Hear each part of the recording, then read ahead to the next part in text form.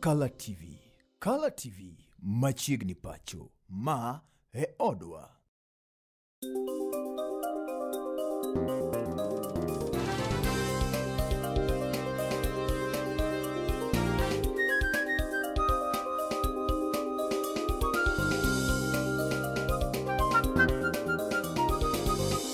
Ineno Color TV.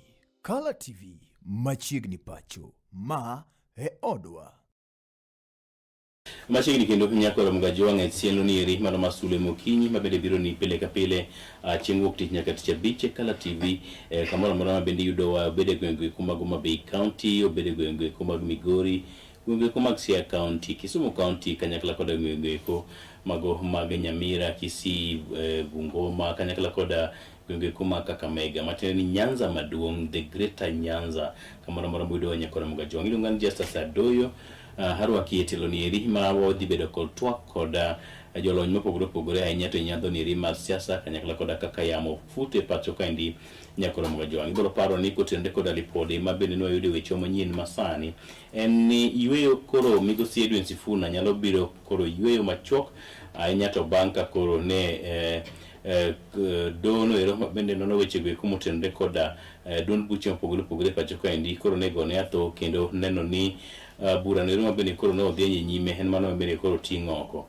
maigi kibiro kinde go eko mabende weche marugre osebedo kawuok ahinya to kotenore koda rem mabende ODM norembo go migosi Sifuna kom no ero kaunti no ma Migori bende weche dhi nyime kod ruogre nyakoro mgajwang' ka bende nitie gima iluongo gi dhombogo ni standoff e kind gavana makono migosi Chilayako kanyakla koda jaod bura mano migosi Mark Nyamita kind jotelo go eko mamoko nyakoro mgajwang' maketo piny Kenya kanye e kinde go eko mabende oganda bura dhi nyime kod twak kod jofwambo ahinya to jotelo mopogore opogore kotenore koda lit mar siasa mabende dhi nyime pacho kaendi. Antie koda bench kawuono jodito mopogore opogore bende odwani mondo watwag godo thuolo ni eri maket kod maendi adwani mondo miamigi thuolo mondo ginyal moso oganda jokanyanam. Achako koda migosi Oswago. Good morning Chionade Oswago. Ka thuolo ni king'iyo picha kaendi mose jokanyanam okinyi makawuono. Amoso duto nyikwara Mogajwang'. Ginyinga iluonga ni Evans Oswago. Naja siasa Homa Bay County kendo aja chung Kologi Ward. Okay. Yeah. Kologi Ward manyien 2032 2027. Okay, fine. Thanks for correction. Thank you. Director, ibe nyalo tingo rundi motegno timose oganda jokanyanam pimne gi to in huka hu. Erokamano. An nyinga iluongo ni Eric Koyugi. Eric Koyugi ni Ward Homa Bay County, Kasipol. Otete. Yeah, he's a friend. Tete is a friend. Note, yeah. To Kisumu ka, antie Kisumu, kendo aran riwruok miluongo ni Kewesa Sacco, where I'm the director. Also, tiere gi riwruok machielo miluongo ni Nyanza Western Kenya Caucus, mochung' ne IDPs te ma Nyanza, kochakore Kisii nyaka Western Kitale. Kod tije mamoko mwatimo. Kamano ahinya. Mapepio adwani mondo mi wachiw nonro machuok gi mwatimo kaka migosi Eric bende osemiyo Oswago. Miwa nondi machuok. Ichako ang'o mitimo sani to ang'o midonjo weche go mag siasa? Currently an patron mar foundation miluongo ni Taya and mopogore gi mano bende an gi tijena mamoko makora timo in my private sectors. But ng'enyne nawuok oko nikech chandruok ma jowa nitiego. Kiwuotho e kor mier ka mier on a daily basis nitie lokruok midwaro ni ikelne jowu. Yeah, at such time in history ok ber kamiyo pod yuak gi nyathi e dhode ni nyathi onge school fee. To wan gi bursary allocations, wan gi different organizations kaka ma osiepo chungne ma IDPs ma at least nyalo konyo vulnerable children, people who don't have dependents. Koro anawuok oko gisani through my foundation watimo distribution of sanitary pads, wapogo buge skunde. That is under the health, under the education bende now we are maximizing on school attendance mondo nyithindo ka nyithindo oyud somo maber. Sani gima wang'iyo majorly en kit dongruok ma wadhi yudo in the next 10 years. To kichako gi kanyo, you're going to focus on issue based. Idhi ng'iyo weche ma sani ma chando jowa, gima chal kaka pi, gima chal kaka shelter, gima chal kaka proper education. Kanyi kuma dwaro kele dongruok. Okay. Ere kibele no matot ni to migepe iriwrigo gieki. Ere kaka imulo ngima jowa, oganda joka nyanam kod oganda duto. Erokamano. Ok nachako mulo ngima mar oganda kawuono. Okay. En gima osebedo, en inborn.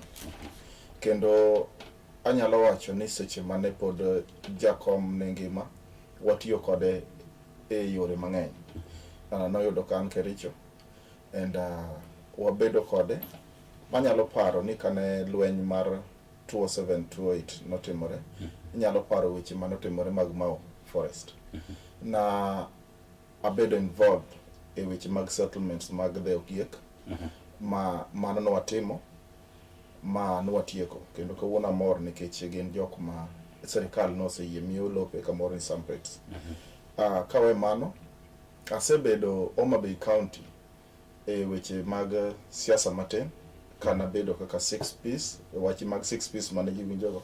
I was the coordinator Kasipol, kenda chaka bedo organizing secretary of Bay County, mana tiyo nyaka last elections. Kiwe mano, to kenda chaka bedo gi riwruok mar Nyanza Western Kenya Caucus, motelo ni IDPs, Nyanza kachiel kod Western, ma wasebedo kwa chwalo weche mag compensation magi, kendo apart from compensation, nitiere jogo mano wayudo ka nitiere gi midhiero mopogore kane watimo documentary, to wasebedo kwa ng'iyo kaka wanyalo konyogi. Nitiere jogo mochando, nitiere jogo mong'ol, nitiere jogo manigi weche mopogore. Koro wasetemo kwa nyalo reach gi out, kendo kwa manyo well wishers mondo mi jogo bende waneni ang'o ma ginyalo timo kata ngima gi mantiere. Koro weche mwasetimo ng'eny kata kiweyo mag riwruok.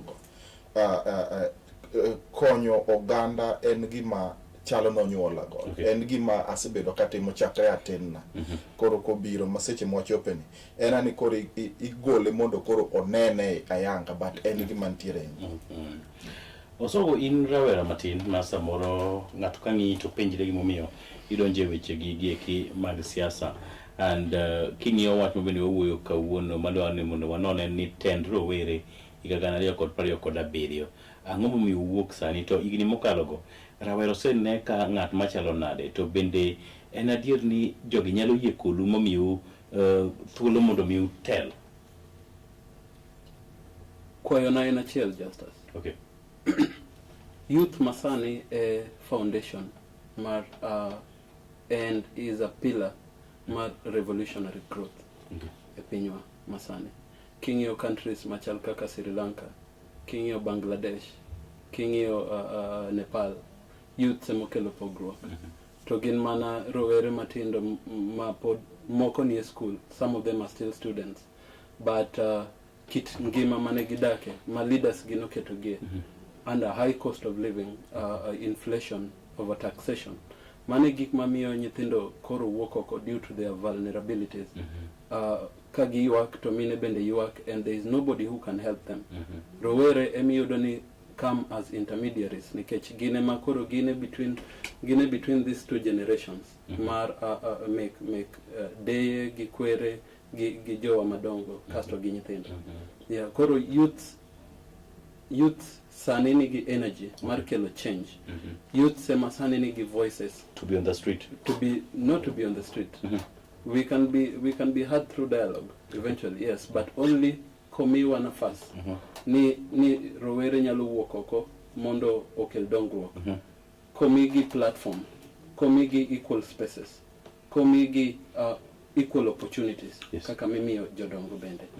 Youth, I believe ni en ng'ama nyalo paro maber to chung' malo bodhi otim gimodwaro without postponing. Nikech youth en ng'ama kisegwelo matin to obiro wuogi sana. Okay. Okodhirito. Ang'eni yudhe masani, what we need a lot is unity. Okay. Maka wan gi unity, onge gima dhi tamo watimo. We are the foundation and we are the key of growth in our country. Okay.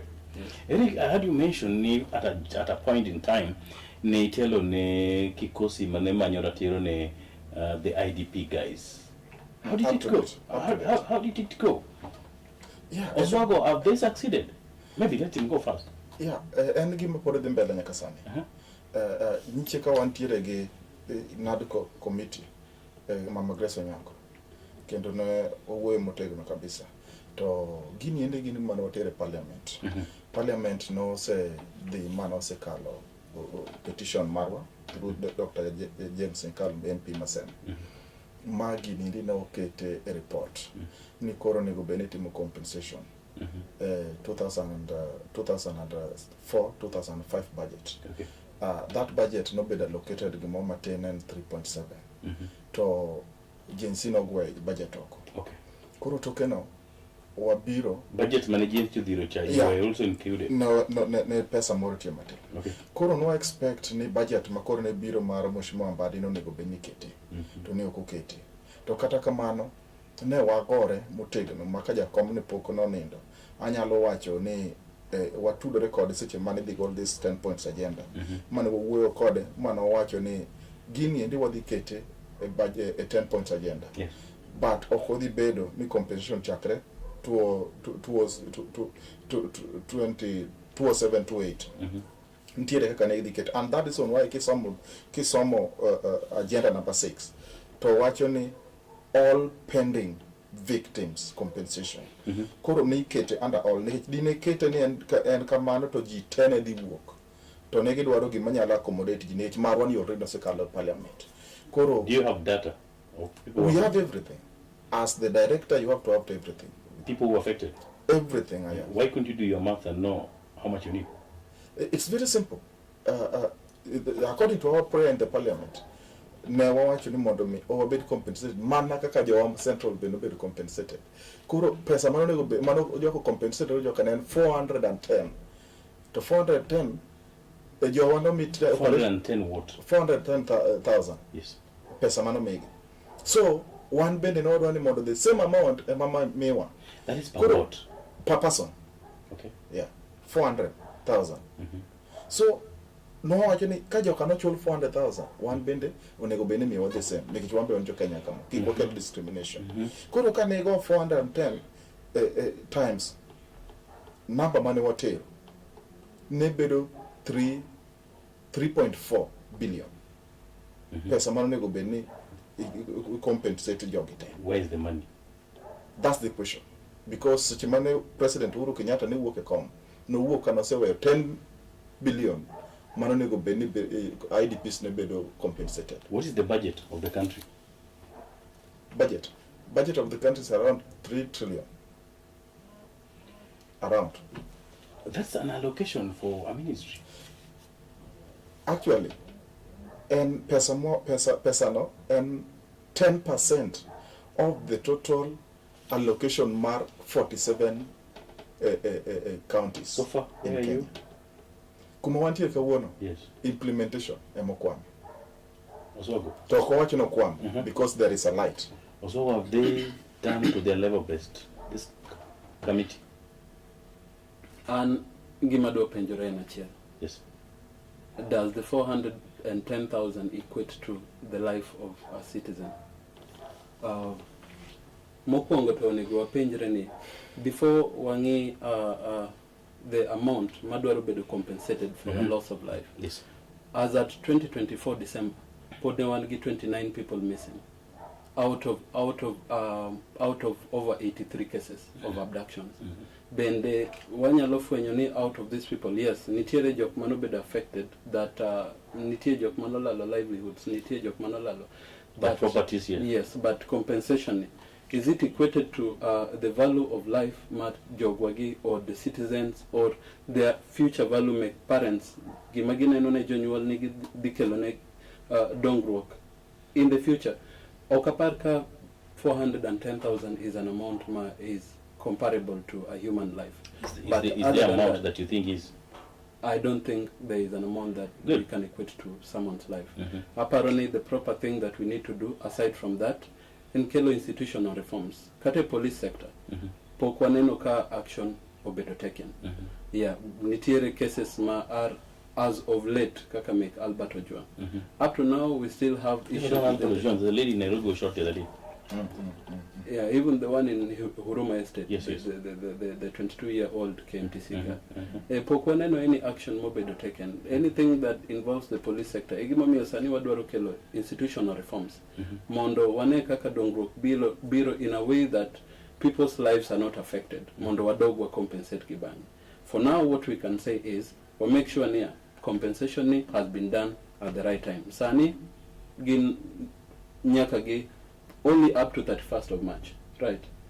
They are only allowed up to 31st of March at least to be able to conclude this NADCO report, I think, as per the public participation that is taking place right now. I see Eric has something to add. I want to set the record straight. Yes. One tier compensation mara dere. One tier 2007-28 compensation, mandatory parliament. And then one tier 2017 up to date manu emergency. More onego beniko bed compensated. So according to the NADCO, gishugulika gi 2017 kabiro. But one bedene wasede mondo mi marwani obed included mondo mi koro gishugulika gite mamane the process masani the mbele mondo mi kichu kajibedo compensated ti ugibedo pay fully. But in kire gimoro ma government ok team to en gima no sekale 2012 ntiere petition manotere Senate mano kale gimiluongo ni IDPs Act.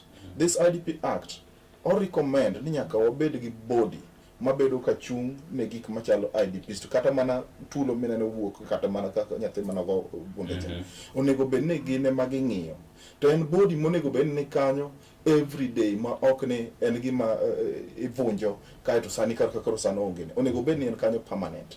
So the government onego bed ni implement the IDP Act mondo mi okon issues machalo kamago. Such kind of cases onego bed ni sani the body no say the moseka mosiketo ma government at least they are doing something. To kantiere onge body manyalo ng'iyo gik machalo kamagi. To kata mana nek mar Albert Ojwang ni biro to la because we onge gi body mochung mang'iyo gik makamago. Kato wawene iPod. Who is to blame on this? Because one no kakinlo duto gik moko timre and then onge action mikao. Police medo mana dhi nyime bedo rogue kendo gi go jowa kendo gi inyo Uganda. The other day ntie policeman omaka jigo bondo kae masani koro gi terrorize wananchi kone kocha kendo gi kwalo mwandu kwa kuom jopiny. Ng'awa mokechi kako onego bed no kecho. The government, they are not doing their part. They are all. Nikech gigi endi iketo gi government. Ting'eyo ni this such kind of bodies koketi to seche moko government neno ni jogi ni dhi elo dugo. Emomiyo gidwar ni gik makamago mondo mi gi implement. Okay. Also take osogo. Kwayona en ni jotendwa masani owinj duond jopiny. Let them not ignore anything mawuok as citizens. Nikech as of money finance bill ma 2025 owuok. It forced the president or dissolve nyaka cabinet do away with the finance bill. Who was to be held accountable at that time. Looks like this was a critical injunction towards the cabinet secretaries. And we should start it from the top levels. Okonego wangini ni enjok matindo tindomo. Let us start it from the key person. Kayen cabinet secretary, then let the cabinet secretary obey answerable. Anything that is happening within the dockets, in Kechangeni gingi feasibility measures magi conduct within these places, gingi PAPs magingi gingi information ma work in departmental levels on each and every day basis, because I know that they also get the reports. So I think that Guinea onego chak from the topmost leaders, and they should hold themselves accountable. Kagimora mora otimore e docket gi without their knowledge. And kotimore with their knowledge, then they should be the first people to act. Kaka the latest case mar Shamasan. Kidhi hospitende wa iyudo ka kit chiemo ma jotuo ok ber. Yedhe onge. Hospitende are not improved and there are no proper machinery. Pod kata ng'ama nigi shacha ma is a civil servant. Nyalo kata ka 1 hour mondo all these claims to be approved. And you saw that the loss of the 11 billion ESHA was caused by the private hospitals. Matimango provide fake claims. How does this come to this extent?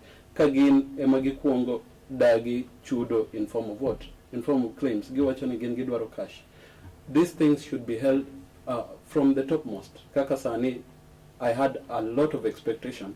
Nidwele Dose stand out to watch Katani, he is ready to resign because nitire illegalities must work, nitire compromising situation must work, and he has not been able to handle anything about it, not provide answerable results.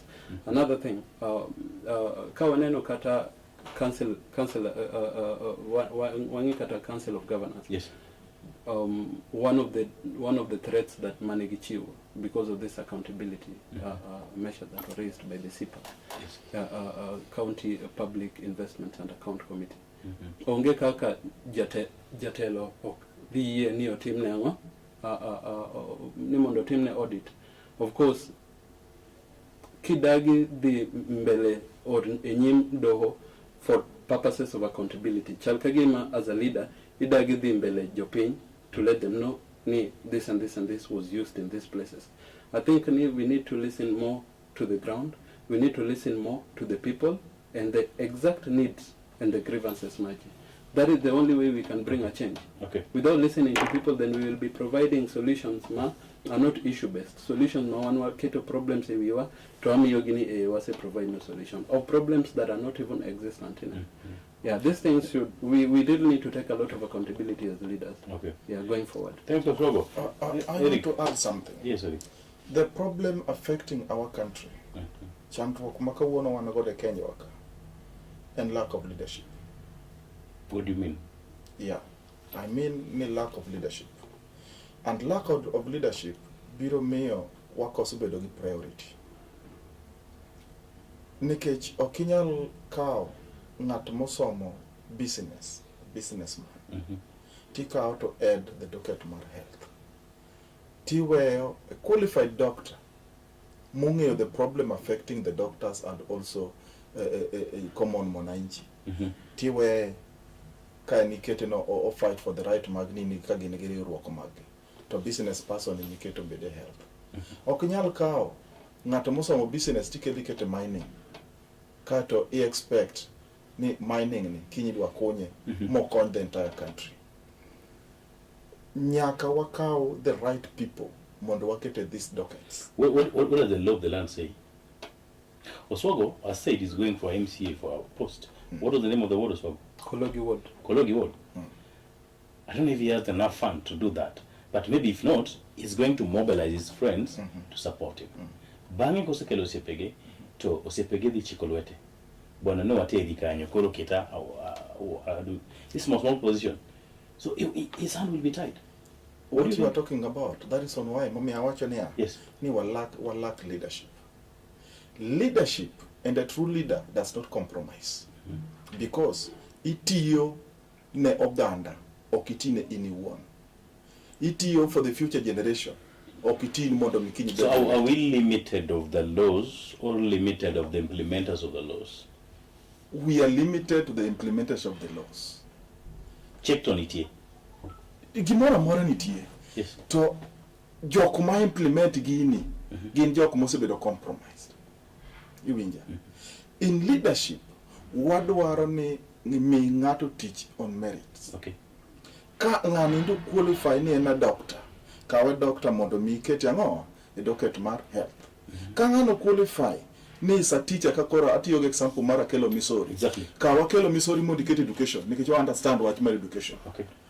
Ka en ng'at ma wach mar mola gi weche ma e piny mag law. Ket ng'at ma osomo tijno nikech o understand ma ng'ato ok nyal biro mondo manipulate ong'eyo gima timore boy kucho kendo nyalo geng'o thoe mane piny kucho mondo jogo kik tho. Iwinja. So to gimoro ne adwaro mondo mi akaw joga no konya go campaign. Give them tenders mondo gitim e government. Ginyalo timo tender only if they qualify. Ginyalo to ka gi qualify to kete. Okay. Kori kete on merits to kete based on ni en osiepna. Iwinja. Wantiere gi weche adek in leadership. Yes. One. Leadership bedo driven gi gik moko adek. One, en ni nyaki prioritize. Number achiel. Nyaki bed well organized. Number ariyo, nyaki bed discipline. Okay. To kuonge gi giedi to still onge gimwa dhi timo. Also, you being a young man, are these the things you people are promising wananchi? That maybe if we campaign with you and after that, okidhi neno ni iketa e kom kotendre gi gima na achodo ni idhi go imiyo go jopiny bread. Mae ojende be nyalo rie piny. Ojende nyalo rie piny mana ka nitiere proper or well established systems. To mano okia from the government. Mano ya from one. Because I believe King of the Bill of Rights, Chapter 4, my Constitution, King of Article 43 going forward, there is the socio-economic rights. And this allows us to have the rights to proper housing, to proper sanitation, to proper education. One, all these things are not met. Let me let you know something, just as. Okinyal chako clear bushes around your house. If you know well, you don't have a toilet in your home. You see, you have to first address the main issues that are affecting your people, and the issues that you see on a daily basis. Okinya chako kelo implementation mopogore because you are headed to Singapore, don't you? Because you are headed to Singapore. You must first look. I'm told you're going to Canada via Singapore. Of course, party leader. Okay. Yeah, what we need to bring together is a lot of institutional reforms in every sector, building capacities within the education sector. Nyoro in Kibera there was a big fire. I think you saw that. Yes. It took a long time, over an hour before Kata fire trucks no Bikanyo. And we know very well that the national government uses bodies like the NDOC and NDMU, National Disaster Operations Unit, Castok, and National Disaster Management Unit. You see, with proper organization and proper coordination, we can be able to bring developments and the real changes that we want. We be focused on response, is keen to the issues affecting the people. Without that, then as leaders,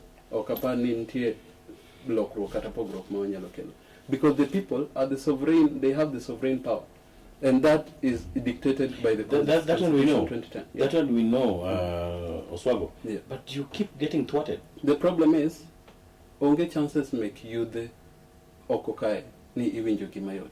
Okay, has the government done enough? Rather than taxing digital creators, digital economy is one of the most or the fast-paced economies. You can't start taxing them you don't have enough jobs for the youth, because by overtaxation. We're taking you abroad for jobs. Don't you know that? Katanyota also work. Yes. From the World Bank. What are the feasibility measures, or what shows near jitemano kaoge are business people? Inyalo kata no ni rawera moro ne nigi odake 2-bedroom moro buruburu Babadogo 15,000 Kongware to nen gi areas miye 22,000 kata 25 osechula areas matino timo godo shopping modong don't odhi golo form. No, you're not serious. Unless we do enough public awareness, Eric. Unless we do mass education, mondo watang ne jogi niya wamiu pesa but wadwa ni utim kama. Castro obed gi body, Manao is doing the monitoring and evaluation. Did all the people who receive this money, did they put it into useful places? That is the only way we can achieve growth. But pogo, Castro jitete mogoda, and then we don't have proper ways of. So what's wrong with you? You don't want youths to have money. Brother. Yes. I want youths to be educated on the use of money, financial literacy. Adieri nyaka wawachi. Mokwongo pesa michiwo mar nyota ok wa opose, but en pesa mochiwo gi World Bank. To me, nyaka sani kuma beten, I believe ni ok en gima onego bed timo gi state, en gima onego bed timo gi county commissioners. Ma onego bed identify these people, iketo gi bedo trained, then pesa bedo channeled. But because of politics, re-election, emomiyo gik mineno. You use money, mang'eny tibiro miyo ng'ato 25,000. titiyo gi billions mondo mi iya Nairobi mil bigi the entire Kisumu County mibedo godo piny. So chartered plane. So just imagine. So gima temo wacho madwa na wachi. Okay. The government nigi data. Data ka nyathi onyuol kawuono Kisumu. Dongi ka onyanoro ni Kisumu ne nyithinda di manonyuole. To gigo kwan ni nyathini kochopo higa makama odhi sikul. Kendo government ong'eyo ni wan gi youth sadi mose attain 18 years. E kapo ni abedo marach otho be ging'eno. Be ging'eno tho nikech gikawo the reason or the other. Yeah. And then kochopo 35 ging'eni ng'ani ji adiwa mose makawuono a youth kadhi ang'o jok madongo. To plan mane magigoyo ne jogi nyithindogi samo nyuole kako dhi sikul mochope youth mokal youth modhe. Ang'oma gitimo in between kata mana from 18 to 35. Bentiere gimoro ma government plan ni nyithindogi onego bed ni gitiyo tije mane ma giditiyo. En gimo onego bed ni kete plan. Number 2, ok inyal bedo gi a country miwacho ni wadwa dhi Singapore to education pod ji ywak e wach ma education. Number 1, kidwa tero Singapore ketnwa school fee mondo bed free. Kik ji chul school. Mane ndakelo ka wacho kama. Ne wantiere gi NHIF. NHIF no change only letter S. Emano bedo changed. Koro kawuono wan gi SHA. Kawuono wadhi e Kenya Revenue Authority. Wadhi change letter A to bedo letter S. Watiyo gi 110 billion. Mar SHA, mar ninicha. SHA ne watiyo gi almost 11 billion. More change only letter S.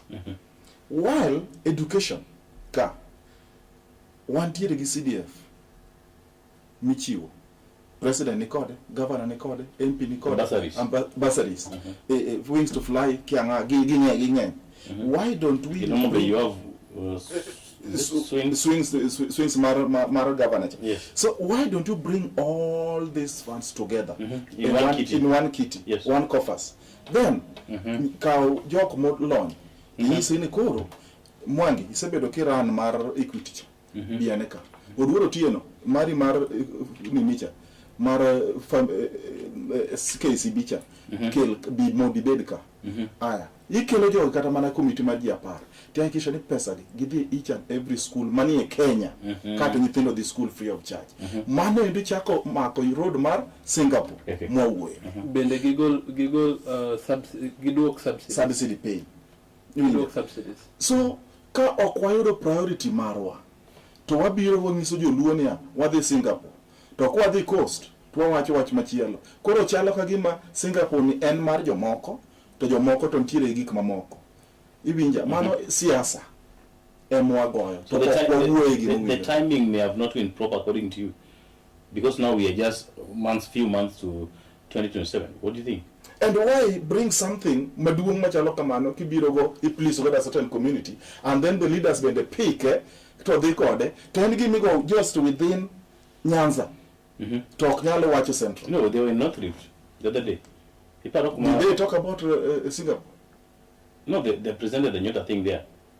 No, the Nyota thing is okay. Yes. Nyota thing is going, but I'm talking about Singapore. Yeah. What's wrong about going to Singapore, Oswago? You don't want better life. It's not that we don't want a better life, but we have to make Kenya the Kenya we know first before we get to Singapore. Ango gini mane wangeo mane were useful in the Kenya we knew right now are not making Kenya great enough to reach Singapore. And aneno kaka kelo gik machal kaka hustler fund and igolo kazi mtaani. Ikelo neji loan tigolo negi gimarket gima make busy to miyo gikendo pesa yofuko gi. Yes. Aneno ni we require proper advice and systems. Madi straight up to the presidency.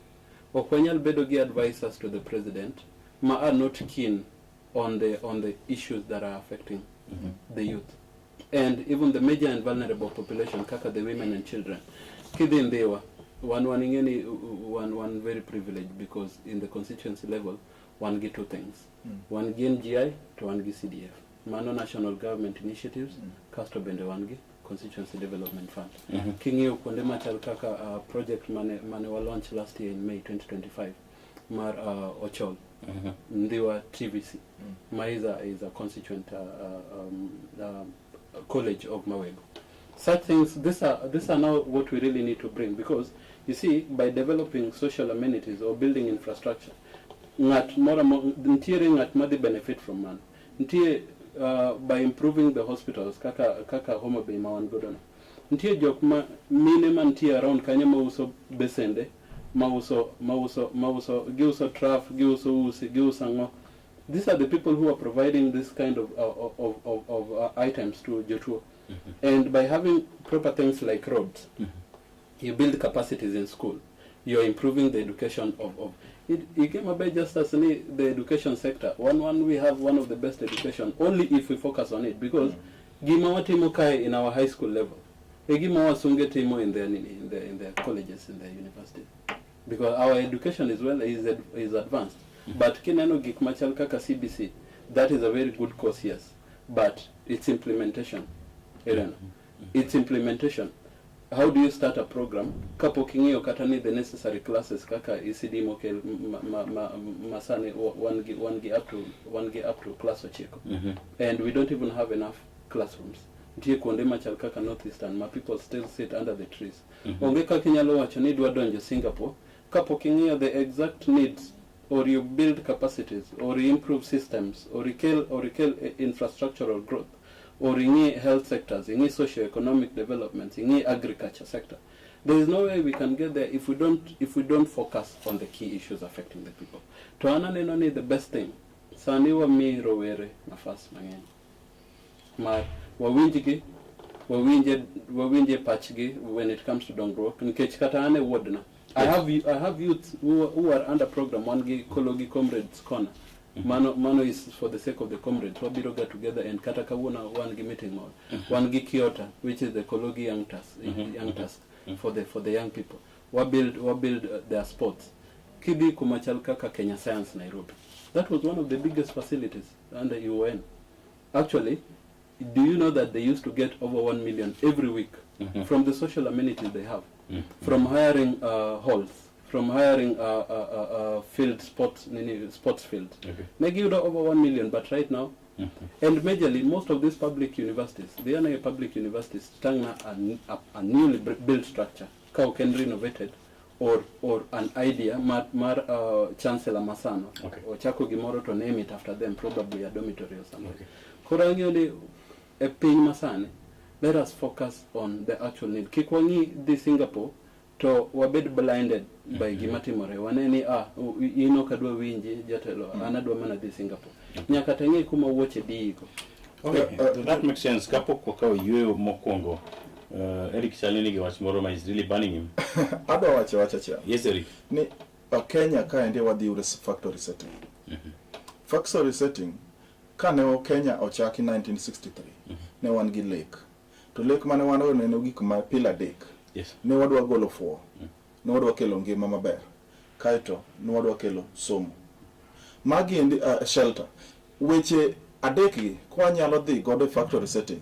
To wadhi yudo everything right. Nekech ok inyal bedo e piny ma education ng'ato chanda ka disom. Ok inyal bedo piny ma ka ng'ato dwa yudo thieth. To mondo mi yud thieth kionge gi pesa to ok inyal ithoya. Ok inyal bedo piny ma kama ng'ato dake, kama ninde, serikal okiano nindo kanyo. Gik moko adek nyaka wang'e. To kwaseyudo gini right, then modonge biro donjo kegen. Nekech ibiro chako plan. Ibiro ng'ene ng'ani ndi seche ma odongo ne. To wasemiye thieth, wasemiye somo. Kutiko somo to dhi tiyo kanyo. Niso ni nyaka wachak wuoyo about the factories. Ineno kaka factory mar Kikomi, nyaka ne President Ruto chak biro. Pok awinjo ka any leader wuoyo ne wadwaro Kikomi ni mondo mi ochier. All the factories mane nitie by then nyaka gibed gik matiyo kawuono. To mag gik ma absorb our youths mondo mi gidonji kuonde ma ginyalo tiye. Kendo nyaka wachak wawuonia in Homa Bay County raw material mane mayudre Homa Bay County. Kwase identify wan gi rabuon, wantiere gi mananas, wantiere nyaka gi kidi mirego godo malketo migolo godo midloso go simiti. Majo rice ama tukuok to dhi kawo Nyalenda malo to biro to rego godo rice nini kama. Ka wanyalo bedo gi raw material, then wadwaro factory mondo be ogero Homa Bay. To ka Kericho ginyalo provide gintiere gi raw material moro yudre kanyo, let that factory be built there. To ka Migori wantiere gi mula, let factory mar mula no mondo oger kanyo. So each and every county ntiere gi magigolo ma unique. Let all these factories mondo ger kuonde mondo mi okony nyithindo ma wuok e sikul mondo mi oti kanyo wasob youths magwa mondo yud tich. Okay, nyego mojo en kwa ni mondo mi piny owacho nyal rieyo to chekin neno ni gitimo gigo kuma samoro nyalo dhiro piny Kenya chopo kanyo makare kamini Rowere kanyakla koda jolony mabende an ge studio ka ndio yango ni adiera ojende owinjore omi thuolo mar biro neno ni gigo okang' kendo giting'o piny Kenya okang' achiel ka gitere okang' moro machielo. Yenaka ni wamodh pi machoka waduogo to wang'iyo ni to ere kaka wanyalo go kenge go eko ka watudre koda lwasi mopogore mar siasa nikech ibo iwinjiri koda tibo yie koda ni piny to wabro loko gombulu to ere kaka wabro loke to ere kaka wanyalo wuotho mondo mi kochopo higa 2027 wabed koda piny moro manyien. Iluonga ni Justice Adoyo, kete mane Kala TV.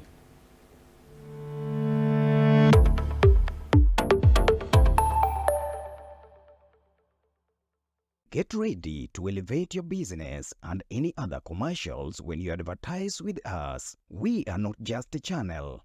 We are your gateway to the peak, for we give you the precision and desire to your commercials. Let us be your partner in success, broadcasting your message to thousands of our viewers. Contact Kala TV today and let's make the magic together. En Jumapil mogwedhi waduto wadonje kalu mar Jehova Nyasaye gi chuny mobolore kendo moture nyime. Jesus, we love you, Lord. We bless you. Kowuok ugwe nyaka nyandwat, imbo nyaka milambo. It is indeed a wonderful day that the Lord has granted unto us. Sikundewa kanyakla koda kanisniwa. We have an opportunity to receive the Lord Jesus. Yawuoyi gi nyiri wapake kanyakla. Thank you, Jesus. Thank you for your love, oh God. Tudri kodwa Jumapil ka Jumapil. Kochakore saa 4 wang'e, wapake kanyakla kendo wagwedhre kanyakla. Zaburi 122 ne amor kane giwachona wadhi e od wuora.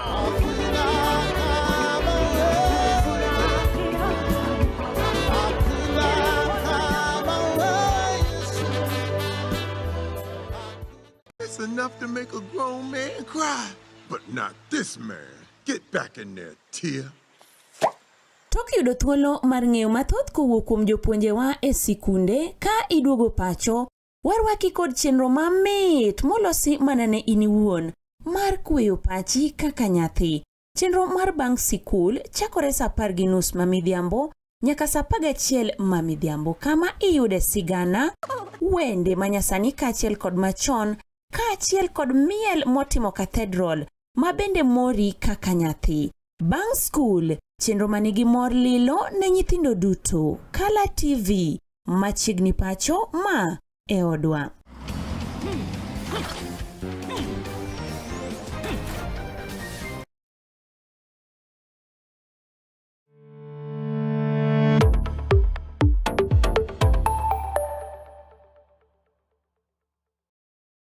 Machiegni kendo nyako Mugaji wang'e tielo ni iri mar ariyo kendo mogike kit twak mabende wantie go kinyi ni iri ma kawuono ka bende kinyalo neno wang' jowi mari kanyo wantie koda migosi Eriko Yugi men achiel kuom jotayore tije migawo moro moko mar piny owacho no ni kewese koka wache marach antie koda migosi Evans Oswago men achiel kuom josiasa e county nero Homa Bay kendo rawera nero molap dhoge ndong malich mokalo ne ward nero makologi apani with time abro master nying ward noero ma amaki.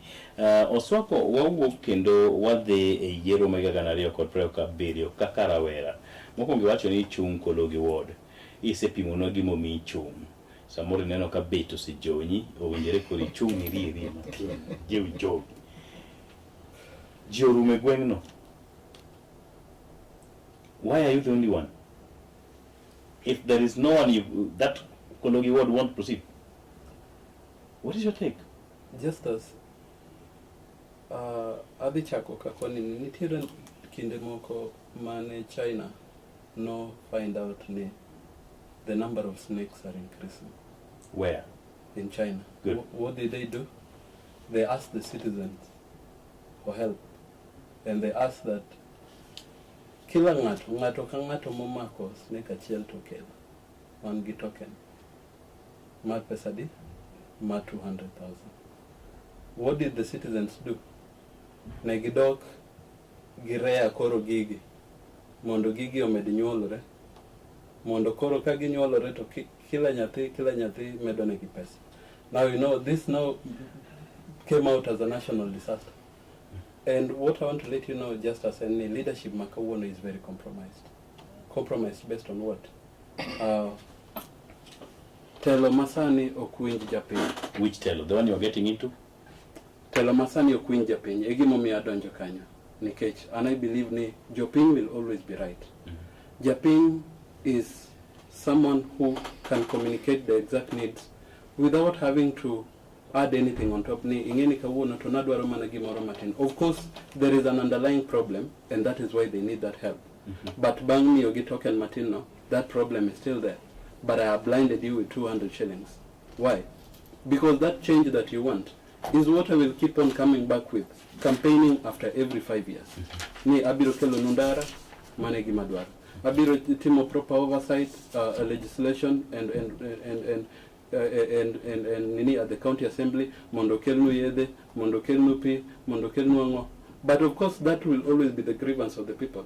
Koro kai in Japiny, egimomi I am coming in as a form of a new leadership within the youthful category, of course. Nikech wadwaro tango ni lokruok nyalo chako gi an individual who believe for the greater good of the people.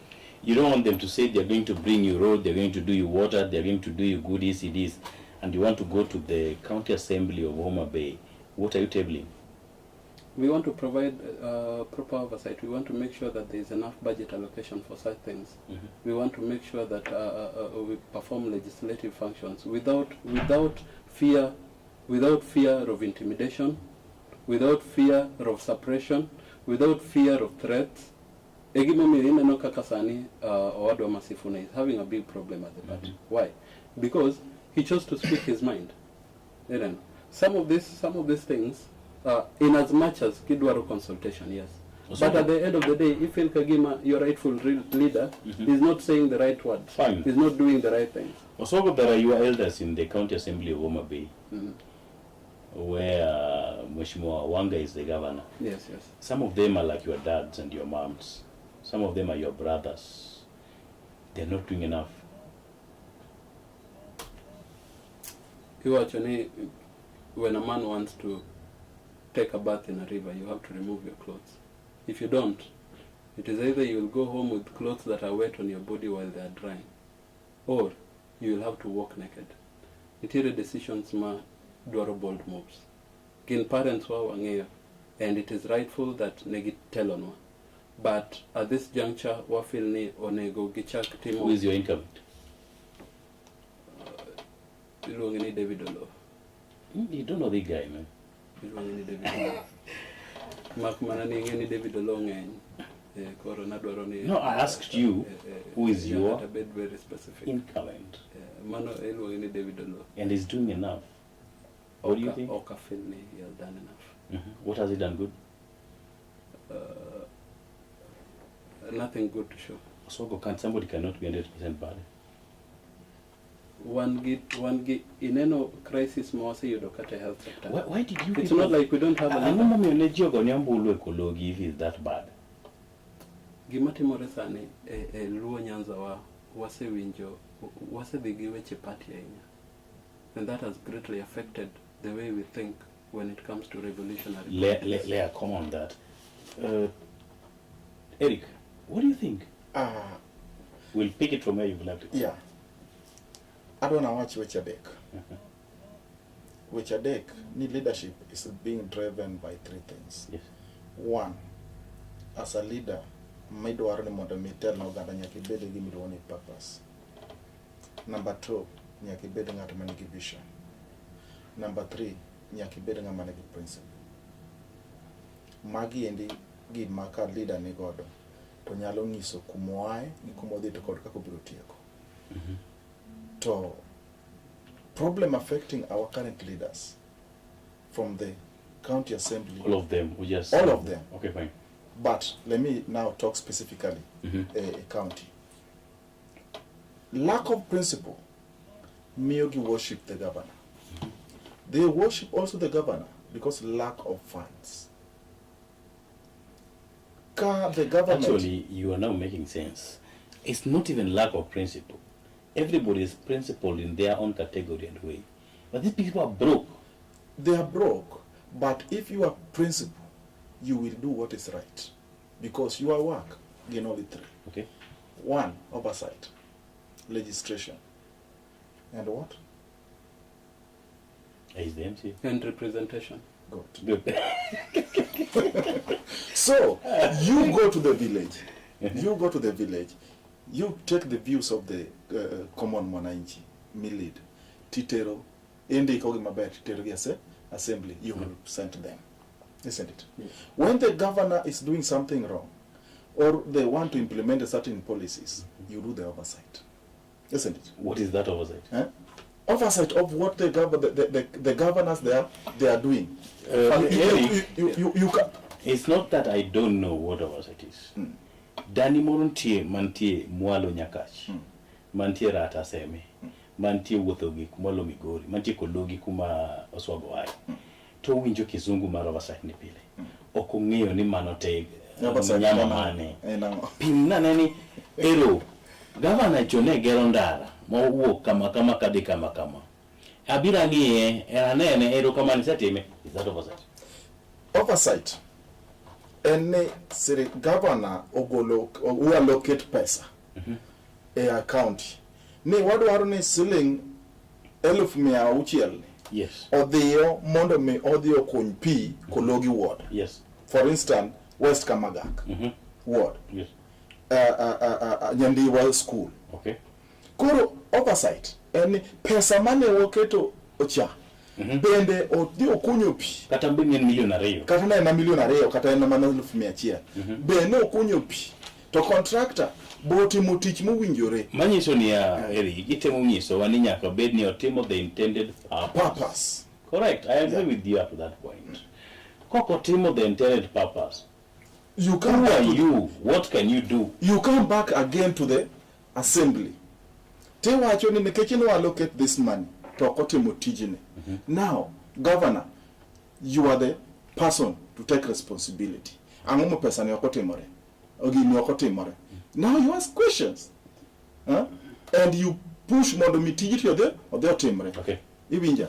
Mane de teach monego bedni the elected leaders onego bedni timo. So that's what you want to go and do.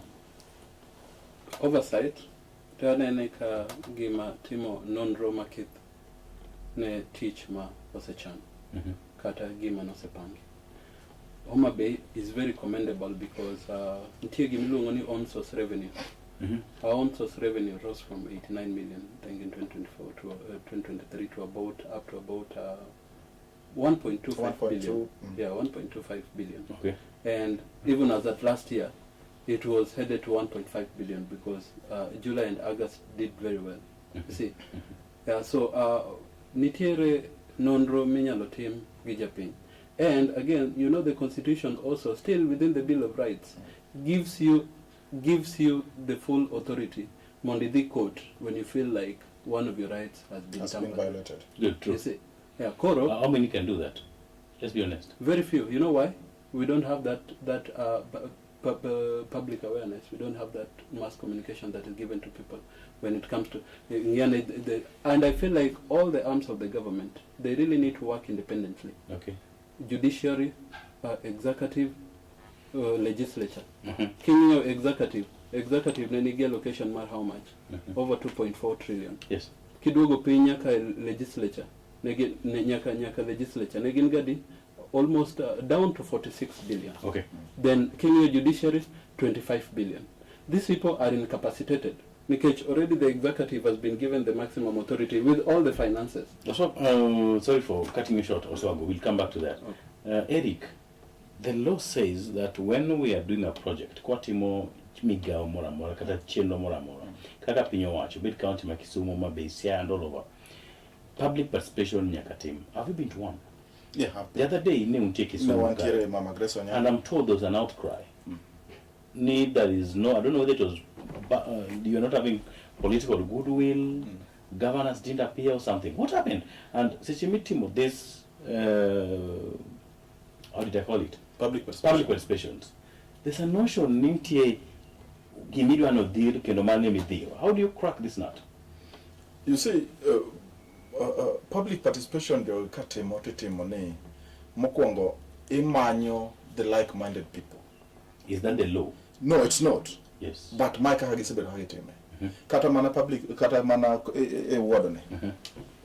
Give the to give watching okay. What about public participation? I can Oswago doing that. We do a lot of public participation. No Malika Hagitime. Actually, Katamana team against yes. Get Angolia to give mobilized. To watch in Quadi Kacha, what one do bedo kama ekona kama.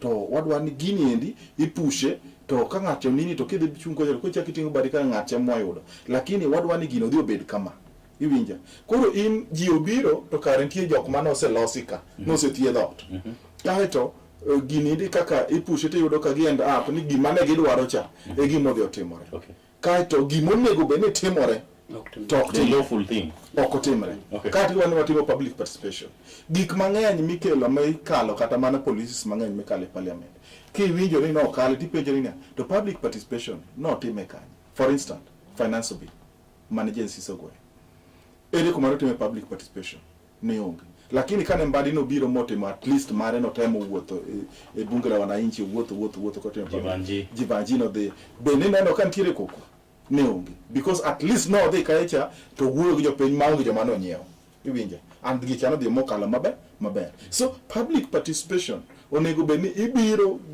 gimi kelo cha tiketo ni jimesa ni mae gima wawuoye to wadwana winji datiro maru duondu e gini ndi mondo wadwa ng'e kakiketi ti ikao kalam tiketo emane omiyo gini secretariat to gindiko explain dini mora datiro mar gine mar jopiny to ng'iyo ni okay jogi no wuoye ji abich no wuoye gima kama koro mae ndi gima onego beni watimo ji 10 no wuoyo kama to mae iketo kaeto gi analyze yes and then ikele to bedo ang'o bill kata ko bedo gima gide kalo deno bedo gima jopiny no wuoye kendo jopiny nigi ratiro mar gini kendo gi jopiny onyalo timo kata oversight gima ne gini yes public participation is very critical we can't do away with it but again an king'io kaka public participation madhi mbele sani e wach sell mar 15% shares make Safaricom it's something I would not agree with.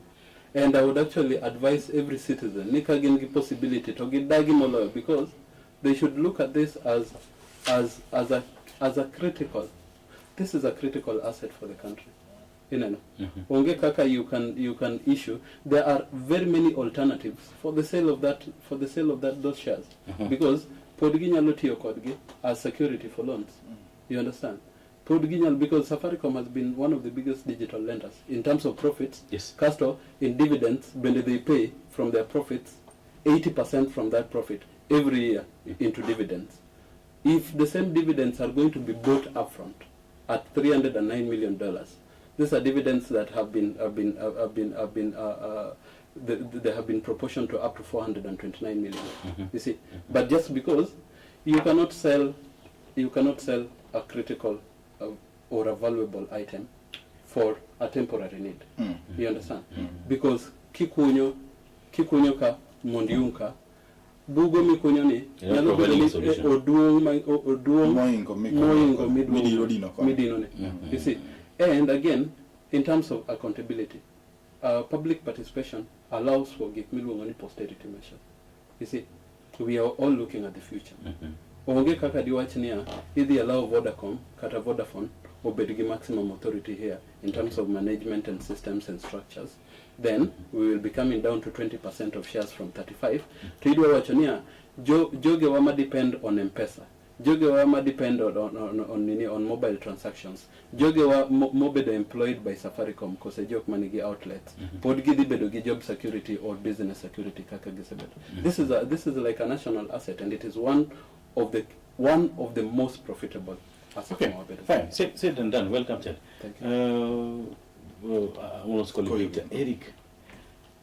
Leave that aside. Kurwangini to sani wadwa donjo electioneering here. Tungni kod mutni mabende sani waneno e pacho ka ndima ngani deo ngani kono ngani yok ni wedeya ang'o motimre koni gi kocha keto akanye e yorewa mag yuto mapile ka pile kaka piny to ben gi maber ne lwasi ma piny madwa dhi Singapore. Wan marach to akiana chako wacho ne wan marach kaka joluo kai to wacho ne wan marach kaka jokenya. Okay. Koro wachako e luo. Wan marach kaka joluo. Nekech ng'eyo ni chama marwa mar ODM mane wan go. Kata kubedo ni ng'ato no o defect from ODM to the UDA.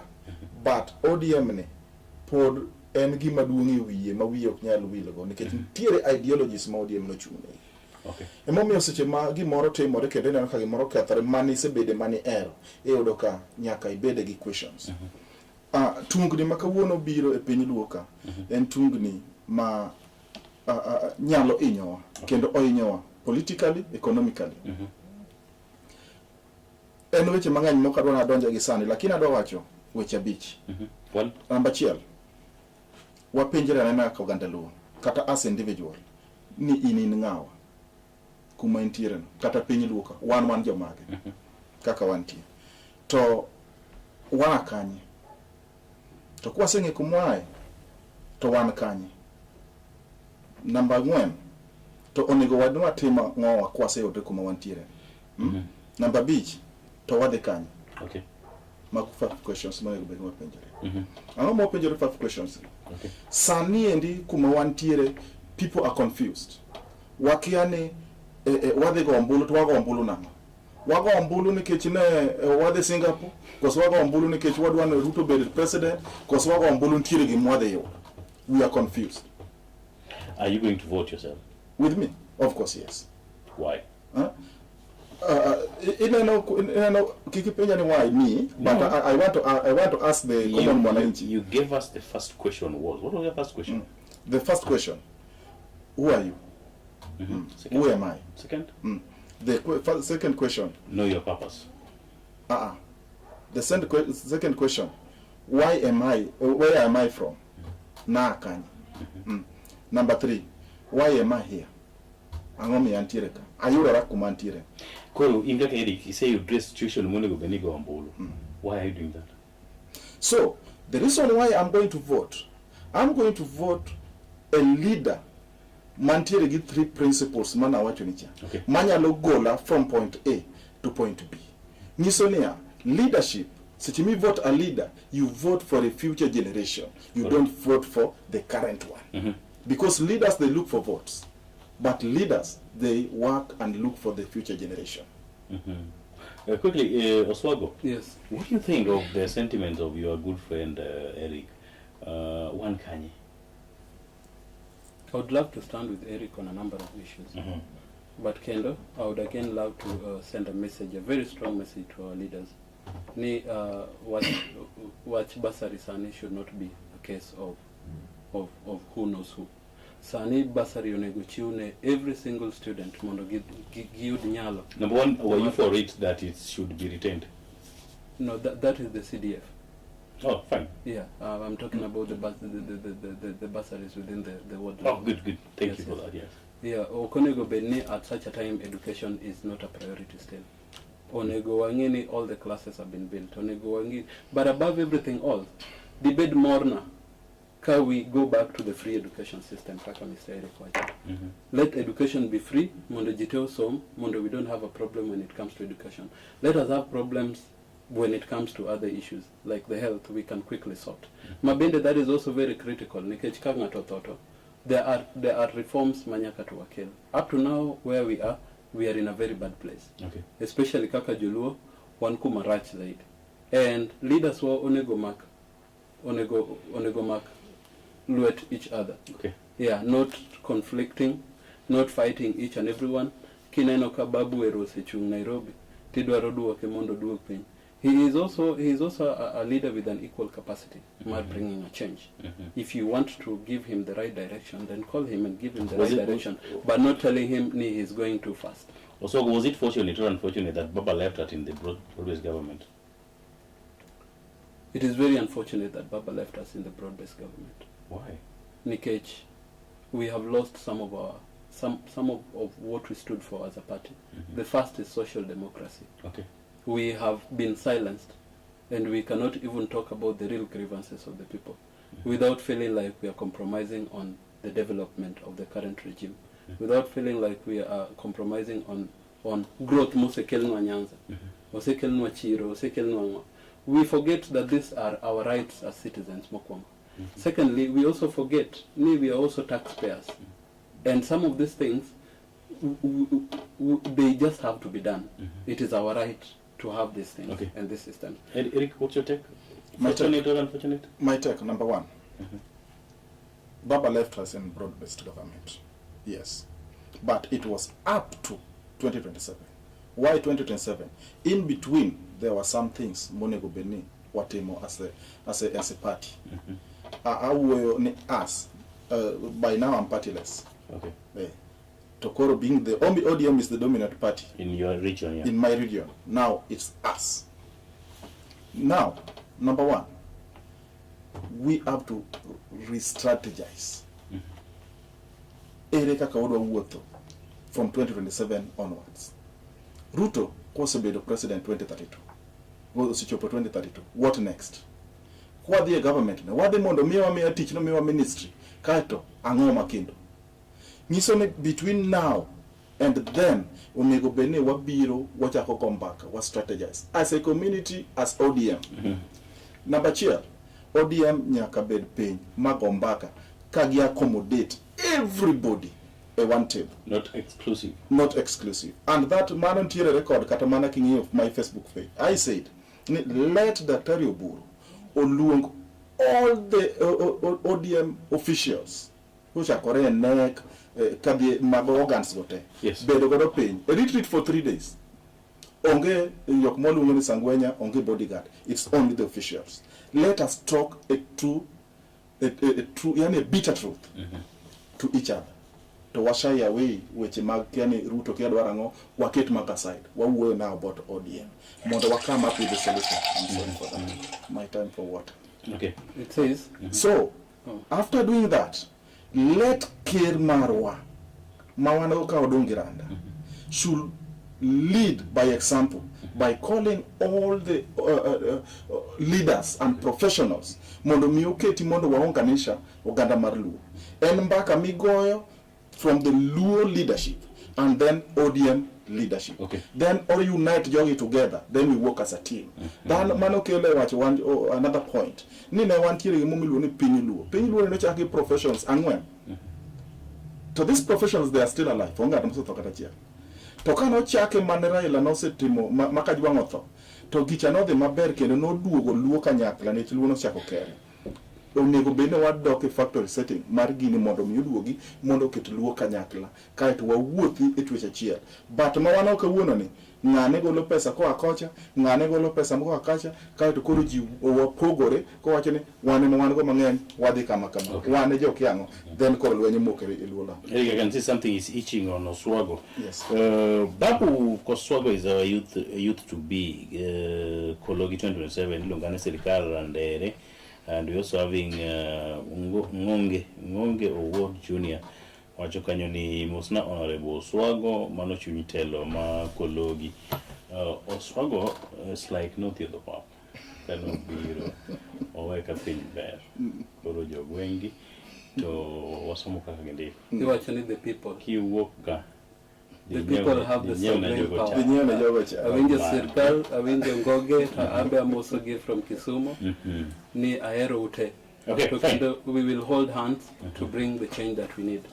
You actually need to lead an orchestra, one must turn your back on the crowd. Okay.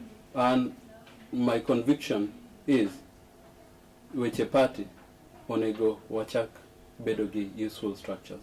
aneno ka Secretary of Political Affairs onego bed checked. Aneno ka some of the decisions are being made in a rush because of the public perception. Things are being done unprofessionally. Number one, problems within the party. So if we want to do the rightful things and come up with viable results, we ignore distractions, we ignore temporary success. To bende we ignore apparently president nigi too much into the ODM party. Sani, his actions are being felt a lot within the party.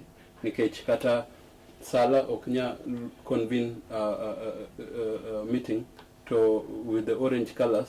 Igoro Pichama President Korji. That is not what we stand for. That is not what we want. And so this, some of these things must be called to action. Mano comrades. Okay, Nyalo watching anti somebody, but you disagree with him on principle. Okay. Yeah. So, no, leadership, more when a leader or command followers, but followers follow a leader because of principle, okay, because of what you stand for. He is going to buy ecology word. Do you wish him the well? Of course. To gimadwana wachi ni bedgi principle. Let these people in my give me stand for. To my give me temo, they will automatically follow you. You don't need even to use money. I've tried, by the way. I believe need to adichung talk adichung MC. But you tried the same word in Kologi? No. I'm not from Kologi. Yeah. Of course, I would have loved if he came to Kologi Nikech Koro Sani and an opponent. No. Okay. Maybe opponent. You're not even Munigisha? No. Story for another day. Yes, that's for another day. But I just decided mondo mi awe because of calls moko manantiere wal monego benatim. Ne okanya law mondo mi man come by them. But sachema dichu to kadi chunge komma MC. Either Senator Mabe, or MP. When is but that? I know it's 2032. Oh, good. Yeah, not today. Taken to bank. Yeah. You don't want to be like Musa. You know Musa? Moses Kajua. Moses Kajua. Yeah. So either a chung senator or a chung MP kasepol. To kachung angoa matemo. Okay. Angoma jiungigo. To principles ge mage. Ana Kenya linsani follow ODM. Nikaito ade blindly moka penje question. Nyaka ade kalori principles mage. Either you hate me or you love me with that. Another thing can do just as what do you know direct development from Jotendwa Majoluo Manukete sectors kaka energy, kaka finance. What do you want to see? You don't have power in your house. Ngeni homa be kataka koto chi maten kama steam solar. So instability. Yeah, we want kata rural electrification kata wechekera or last mile connectivity. What do you feel some of these things up to the ground, nyaka community level. In case there is a community-based analysis, from at community levels, what are the feasibility measures we do to counter-check some of these programs, because ministers gig everywhere, and they would say ni ero wase keloma, but the common mwananchi pod winjo pek. Ero sani wan gimbadi finance. We expect the best. A finance bill. 2026. Other than that, the youth they care near Mayangatwa. Podi the streets if they feel like their needs are suppressed. Money gimakelo revolution. Wakwa like kane achiel. Adwa medo gimoro. Ni our ministers, masani ni government, kindly do your work kaka minister. The constitution mar Kenya na chiel. Why party affairs? Kichwakelo confusion in the party. Uogi idicate stima kachien. Uogi idicate stima kisha ni stima nitie. Mane ndegi mwabiro parigo. Lakini kiduogo idonje party kendo itemo kwelo confusions kakoro chalo kendo the chairman mar party. Ni minyiso wakuma onego beno wadie kichama. Taparo ni confuse the party and the community in large. Waket jowage mondo gin gitinwa to wabi evaluate gima gitemo at the end of the day. Makoro wanya wake Ruto medegi kata waket yo mamoko. Okay. To why siasa? Osoko, are you a member of ODM? I'm a member of ODM. A live one? I'm a live member. Are you going on ODM ticket? I'm expecting to buy an ODM ticket. If we have the proper structure. If you fail to have it? If we fail to have the proper structure, Ana winjo duon Japiny. Japiny is very key to me. Nikech anyalo bedo gi personal interest, but Japiny Emma shows me the direction. Nikech I believe ni lokruok ok dakel kaka ng'at achiel. Nyaka to waungana, nyaka to wamak lwetwa, ubed yudhe, gibed nyithindo matindo. We have to bring this change together. Koro I am with the people. Always and will be with the people.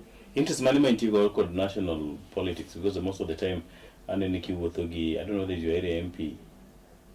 Area MP. Was supported kaka area MP. Up to the time that Odi make decision Nikoro is no longer an area MP. Bende apparently will be working with the relevant persons. But I'm very supportive to anything Makelo Dongro. Okay. Kaka nakonini I joined my MP and the president when we were launching Nangiruto Moshimi Martin Owino my MP Mandio. Kawa launch Ndiwa TVC Mano Ochol. Kawa launch bende yo mane president Nobiro Ken. But again, that does not compromise on my values. Does not make me compromise on my values. Kuma feel ni president is going wrong, and the people's needs are being affected. Nyakatuwa wawogo komondo wa watch the truth. Good. Apparently I said bedoka paro wrongly. You guys need to educate me. Where's Kologi Ward? Kologi Ward is in Ndiwa. Ndiwa in a location called Kologi. Ndiwa is in Kanyamwa. In Omabe. Kanyamwa. Good. No, that's what I thought. So when he was talking about, I thought we were already in Migori. No. So Migori will be a chopa. Now when we get to national politics, of course, yeah. But Migori benda ngenye because I have my networks with the members of the county assemblies. Make Migori very youthful and productive leaders. Kaka Kwenya, Kaka Okwanyo. Kaka Osewe, Mago leaders, I get a lot from them. You don't get a lot from your elders like Rusana. I believe I will have his number now. I believe our time is almost up, isn't it? Yes, sure. I want to say something. That as a community, wane kajuluo, ne okonyolwa wate, ni modwa bed josiasa. To bende wante okwanyala analyze siasa. Exactly. Seche Nyasaye no nyuolowa, no kelowa e piny ka. No miwa gimoro e lwetewa. There's a seed. Mantiere lwete ng'ato ka ng'ato. And this seed, ka osedi sikul, to sikul konyi mondo mi ing'e gima in godo kendo kinyalo imply. There is a forest mantiere lwete ng'ato ka ng'ato. Wadhi ure gift magwa mano miwa. Mondo mi waketi mondo wati godo. Onge ng'at mano wachi ni nyaka ibed sangwenya. No. Inyalo dhi e puodho to mani gift mari itim. Kana omini in japuonji. And also, nyaka wang'eni there is a difference between job and work. Job en gima itimo mondo michuli salary. Kitime atima tinyalo bedo side hustle. But work en gima nonyuoli godo ma in godo manyalo kidni yuto ma you don't retire from work, but you can retire from job. Okay. Jowa mondo mi wadogi in our professions. Mondo mi watim gigo mowinjore mondo walos mwandu, because kok walos mwandu as a community to kata mana bedo president bedo ma problem. Nikech jok madwaro power, they will look for you as a community if only you have something. If we don't have, then manyan watelano chalo kanono. Waduguru, walosuru pesa, kai to wabedo piny to wagombaka, to wang'io areas mwanyalo kaw, to wadhi mbele ka community. So before I give you a parting shot maybe on that, and we can't forget to say Happy International Radio Day today. And reaching Moingo, Odiching Nyakalondo. Jalendo maname paro Eric. Wow. Leave alone a memo. So you know I was there. Yeah, I was a friend. Ingene wachako winjo Nyakalondo diere machon. Yes. Ne wan gi VOK. Yes. Charles Omuga Kabisai. Jok machala Nunda Sakwa, Elizabeth Obege. Yes. Ne wan tiere gi Jako yo kaka Jos. Gin gibiro kod tieng' mar ariyo. Yes. Kaito wabiro Beno Locho kelo. Kaito wabira makoro wachopo kawuono. Exactly. Gi jolendo ma wantiere gore. Wan gi gik ma jolendo ma sani nyalo neno kuom jolendo ma mokalo. To diere no ne station ka idwa winjo dholuo to ni yawo saa 2 KBC ma Kisumu ema nilande dhulu ka to ka giya to kore ya Kiswahili Arindi ne wan ga rindi gi nyaduse mane timo umoro ka no those so it was Pikinoni Simba so can't know those what program do you know? My tribute my tribute goes to who? And this is with a lot of heartfelt condolences and pod awero mana Mambo Mbotela Lena Enokelo is brought he is someone who keeps us with a lot of memories. Actually we have a lot of memories from him. The other is Mamokoto Abiro explained no at personal levels. Exactly. But my parting shot is Wagoiro Kamanone government for having employed 17,000 teachers. But on top of that, JSS teachers, Wadwaroni Gibet confirmed. Okay. Job security is very important. And nitiere gima baba Rowere mangeni jito ongea kata Erika inyalo konya. What was that? Nitiere wer moro mamit ma baba Rowere wago. Diwere ni mwanangu jali haina kinga. Aparo ni Eric ing'eyo. Eric knows it, but we thought you were going to say the next line. Ni Mola Mwenyezi. Mwenyezi kosu mwenye. Mwenyezi. Okay. Ilinguruma likoni ikatiririka. Wale pasinja wote walifilia baharini. Mano is self-explanatory. Okay, good. A word to the leaders. Winjuru duon joking. Okay. Winjuru duon the youth. Okay. Yeah, this is the time for the youth to rise up. On top of that, okay. Adwana wachi conclusion, yes. Yeah, conclusion. Wantiere odiochieng ma oparo go radio. Yes. Kwayo government ni mondo mi giwe all media stations olendi magin gi Afrika gibedo guarded. Okay. Kendo nikech mind gima miyo wabedo informed. Kendo miyo jopiny ng'eyo kuma piny dhie gik ma dwarore. To ka nyalo bedo ni wagag gi ni kawuono ni mind ok nini kaka notimo Uganda kendo kaka Kenya ka bidir mono time. To wakoso kabisa na this generation kendo ok dwar mondo information ochopi. Exactly. Watimuru gik moko openly. After all, ng'ato telo kawuono to kiny wuok kiny ng'ato machielo telo. Samine tendino wakaunti gi gik mitimo. To ka media igag to ok bibed maber. Miyo wakwayo freedom mar media mondo miyowe kendo jopiny kik bed ni gore gi jo media personnel kuma gintiere wamigi respect mowinjore nikech gin jok mamiyo wabedo information. Thank you. Nyakoro gi thuolo ma ok dang' nyalo mondo mi wawach weche duto te ma mili mane wanyalo wacho ne oganda jo Kenya kendo wanyalo puonjore go koni kod kocha dhi chuno mondo mi watiek twak dwatelo ni rimo kuongo kod kanyo kata kamano pod wadhi alo odiochieng' radio odiochieng' ma kawuono odiochieng' Nyakalondo ibe kamoro moro mintie nya paro ng'at mane chiewi gokinyi gi thumbe mane chiewi kogwen ka iwuok idhi skul irudho tiendi gi kit kamasia kendo iwicho mo mar ng'ombe. I don't know, ng'ombe existed those days, yes. Ka idhi skul kendo iwuotho mana go pato kata gi tiendi nono ka toki to samoro lawi no yeche nyawuoya kata kumikete wionge nyakoro moja kata kamano mago duto ni chiedho kendo mikalo kawuono ibedo dhano nikech mago mawaluongo ni kama nene manosekalo chien nyakoro moja ne wende duto mobedo do thuolo kendo watwako odiochieng' mieri ma kawuono e lo Kala TV duto kod jotije duto kanyakla kod management maduto mangima wagoni erokamano wakwayo ni kwachako lungu to yie yudo thuolo ubi wambekuru kanyakla nyako odiochieng' machielo iluonga ni Justus Adoyo.